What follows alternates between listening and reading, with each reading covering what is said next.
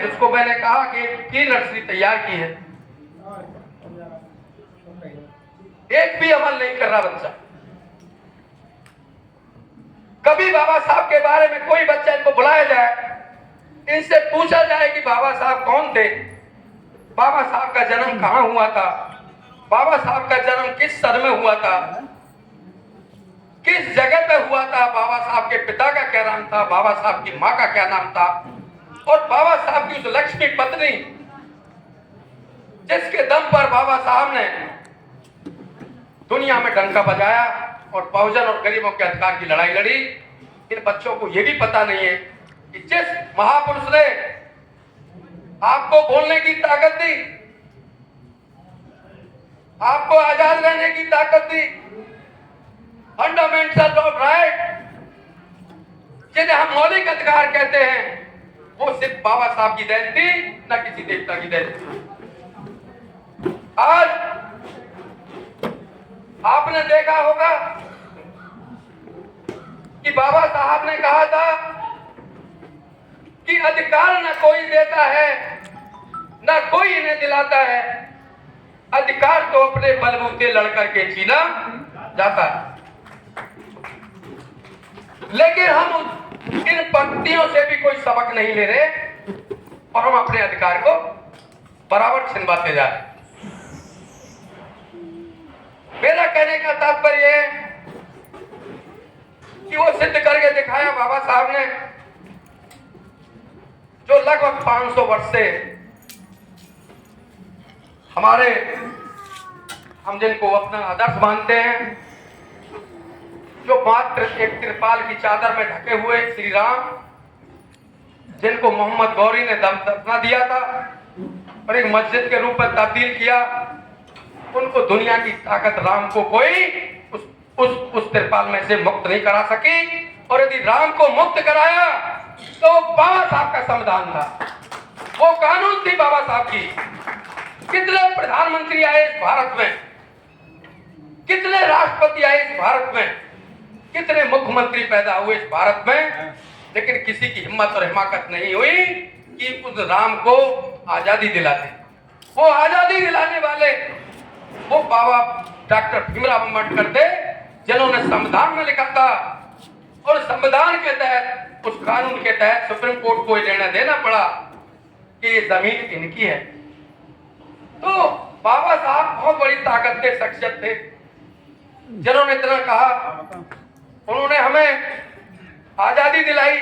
लोग कहते हैं, बड़ा अफसोस होता है कि बाबा साहब जाटव थे, एससी थे, तथागत गौतम बुद्ध को नहीं मानते। मैं बता देना चाहता हूं कि डॉक्टर बी.आर. अम्बेडकर जाटव नहीं थे, तथागत गौतम बुद्ध जाटव नहीं थे, एससी नहीं थे। कौन थे? तथागत गौतम बुद्ध ठाकुर बिरादरी से, बाबा साहब महार जाति से थे, लेकिन हम लोगों ने उनके आदर्श और सिद्धांतों को अपनाया। आज हम शिक्षा के क्षेत्र में आगे चले। महापुरुष किसी भी जाति का हो, किसी भी धर्म का हो, उसकी कोई मजहब या कौम या धर्म नहीं होता, लेकिन यहाँ की संकीर्ण मानसिकता ने इतना जकड़ दिया है कि हमको आपस में धर्म और जाति के नाम पर बांट के हमारा बेड़ा गर्क कर दिया। तो बाबा साहब बहुत बड़ी चीज है। बाकी विचार हमारे अतिथिगण बैठे हुए हैं। देखिए, 2500 साल पुरानी एक यहाँ मनुस्मृति की व्यवस्था थी। मनुस्मृति कोई धर्म नहीं था, किसी जाति विशेष का ग्रंथ नहीं था। मनु जो स्मृति थी, उसमें कितने अधिकार थे महिलाओं के लिए आपको पता होगा। अपना तन नहीं ढक सकती थी, अपने पति के मरने के बाद में जिंदा उन्हें दफनाया जाता था, और यदि विधवा हो गई तो उसे देश और ये परिवार और क्षेत्र छोड़कर उसके बाल कटवाकर सफेद साड़ी में आश्रम में भेज दिया जाता था कि तेरा हमने यहाँ से निष्कासन कर दिया, तू हमारे लिए अछूत हो। पढ़ने का अधिकार नहीं था, उसे बोलने की आजादी नहीं थी। ये सब अधिकार बाबा साहब ने दिए। 2500 पुरानी प्रथा थी जिसमें मनुस्मृति के आधार पर दबंग लोगों के द्वारा हम अनुसूचित जाति के लोगों को मात्र पहनने की एक लगोटी की इजाजत थी और पीछे भी झाड़ू बंदी होती थी और आगे हड़िया लटकी होती थी कि यदि तुम्हें थूकना होगा तो हड़िया में थूकना होगा, गंदी जगह ना हो जाए। और जिस रास्ते से नंगे पैर जा रहे हैं उस रास्ते को भी आप स्वयं झाड़ू से पीछे साफ करते चले जाएं। ये बाबा साहब ने, मैं बता देना चाहता हूं कि ये बाबा साहब ने आर्टिकल 30 में 2.5 साल पुरानी प्रथा को डॉक्टर साहब 2.5 सेकंड में खत्म किया था। एक ताकत थी बाबा, आप देखना पड़ेगा। 2.5 सेकंड में 2.5 साल पुरानी मनुस्मृति की प्रथा को खत्म किया था। 2.5 सेकंड।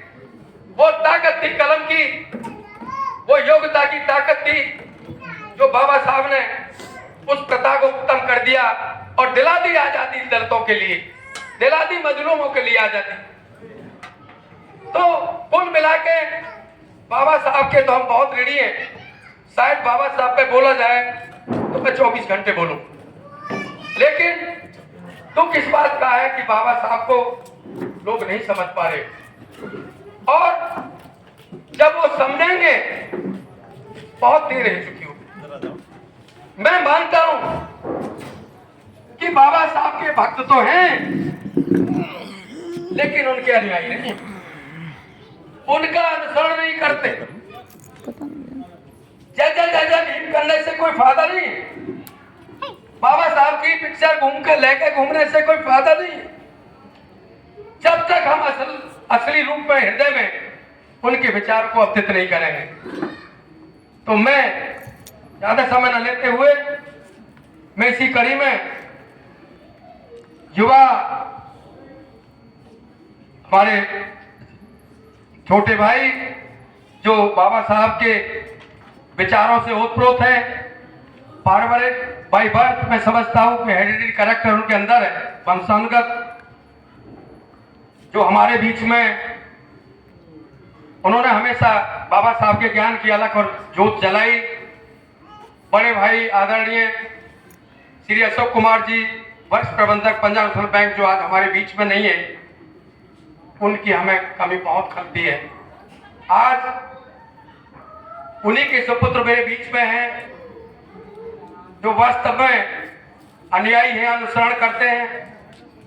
शिक्षा के क्षेत्र में भी टॉप पायदान पर उन्होंने कीर्तिमान बनाया और सही दिल में पूरा परिवार उनका बाबा साहब का अनुयायी है।